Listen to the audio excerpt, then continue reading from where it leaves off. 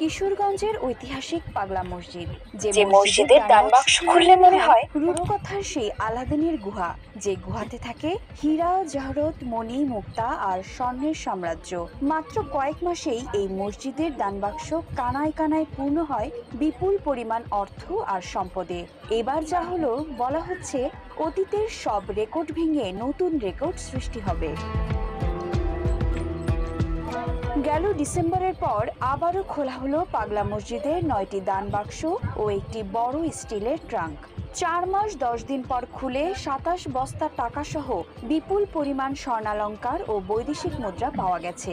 বলা হচ্ছে এবার স্মরণকালের সবচেয়ে বেশি টাকা ও স্বর্ণালংকার পাওয়া গেছে। শনিবার সকাল 7:30 থেকে সিন্দুক খুলে শুরু হয় গণনার কাজ।